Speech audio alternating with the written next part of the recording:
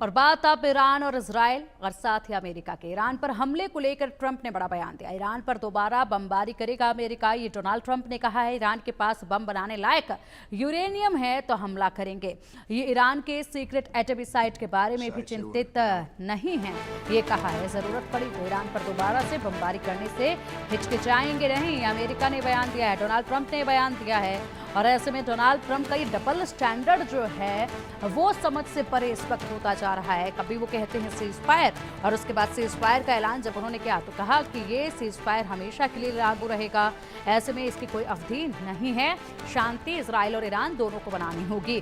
कभी वो बन जाते हैं शांति दूत और अपनी पीठ थपथपाते हैं कि हमने शांति कराई है दुनिया में, और कभी वो खुद ही यहाँ पर चेतावनी देते हैं बमबारी की और साथ ही बड़े हमले करने की।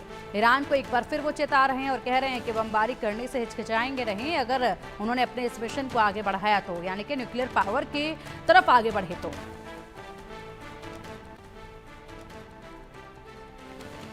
We had some fake news for a little while. Were obliterated. They're very evil nuclear sites. They were now has been proven. We had some fake news for a little while.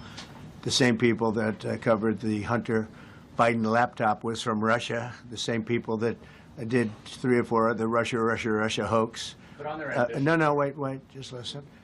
They came up with something that delayed the credit that our great pilots and these great America. I mean, what talent that was, and they hit it right down in the spot. 52,000 feet. Think of this dark, no moon, you couldn't see a thing, and they hit the refrigerator door, as they say. That's the size of a target, and overwhelmingly, and it's amazing what was done. We're the only ones that could have done it, and we took out the other, 2 of the other sites also. In addition to that, we finished them off. That was a very evil intention. तो Trump Iran को धमकी दे रहे हैं, Iran पर दोबारा बमबारी करेगा America, ये कह रहे हैं। जरूरत पड़ने पर अमेरिका ईरान पर फिर से हमला कर सकता है। ईरान पर दोबारा बमबारी करने से हिचकिचाएंगे नहीं, ये डोनाल्ड ट्रंप कह रहे हैं। ईरान के पास बम बनाने लायक अगर यूरेनियम है तो हमला किया जाएगा। ईरान संवेदनशील गतिविधियों को फिर से शुरू करता है तो हमला किया जाएगा। अमेरिका ईरान के सीक्रेट एटमी साइट के बारे में चिंतित नहीं है। अमेरिकी हवाई हमलों ने ईरान के परमाणु स्थानों को पूरी तरीके से नष्ट कर दिया है। एक तरफ तो डोनाल्ड ट्रंप कह रहे हैं कि हमने इनके परमाणु ठिकानों को पूरी तरीके से तबाह कर दिया है, दूसरी तरफ कह रहे हैं कि अगर इस मिशन को आगे बढ़ाने की कोशिश करते हैं या फिर परमाणु बनाने लायक इनके पास यूरेनियम है तो फिर हम अटैक करेंगे। और साथ ही साथ जब ये बड़ा अटैक होगा तो उसके बाद बड़ी तबाही आएगी। यानी कि कभी वो शांति दूत बन जाते हैं तो कभी यहाँ पर धमकी लगातार वो देते रहते हैं, और अब एक बार फिर उनका धमकी वाला रूप जो है वो देखा जा रहा है। न जाने अब कब शांति दूत के रूप में वो अवतार ले ले, क्योंकि यही देखा जा रहा है। उनके बयानों का कोई आधार इस वक्त नजर आ नहीं रहा है, कब वो पलट जाए कुछ कहा नहीं जा सकता है।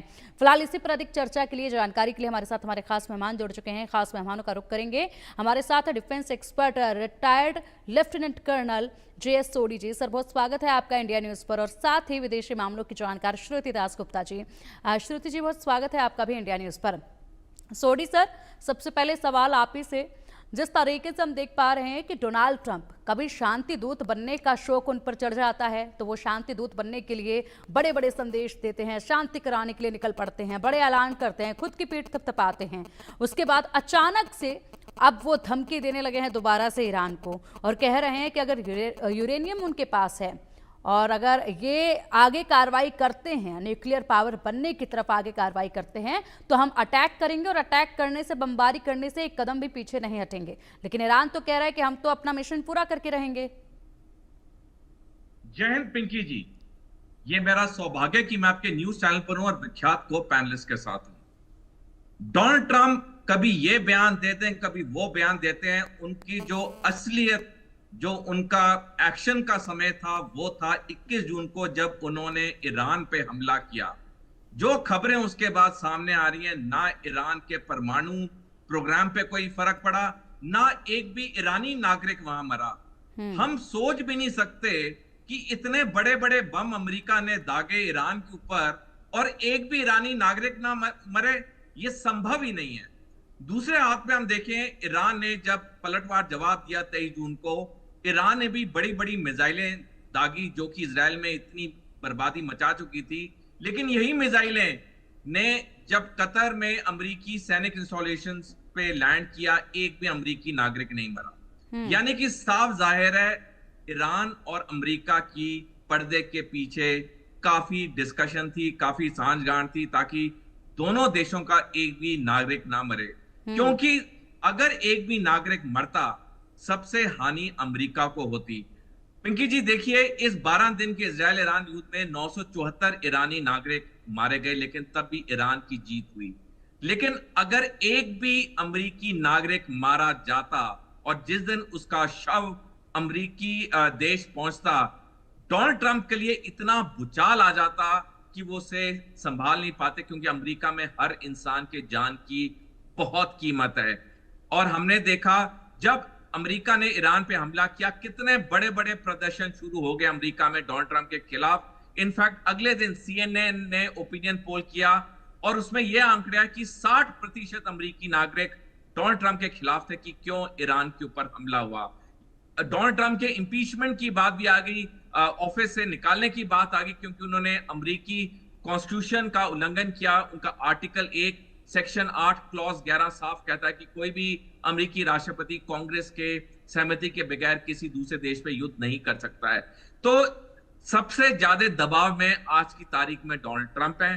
डोनाल्ड ट्रंप बयान कोई भी दे दे, बैठे बैठे तो बयान कोई भी दे सकता है, लेकिन जब मौका था उनको एक्शन दिखाने का, तब तो वो पूरी तरह विफल हो गए। आने वाले समय में अमेरिका और इजराइल कभी ईरान पे हमला नहीं करेंगे, क्योंकि जिस तरह से ईरान ने पलटवार जवाब दिया है, ना अमेरिका ना इजराइल इस हालत में कि वो आने वाले समय में कभी भी ईरान पे दूसरा वार करेंगे।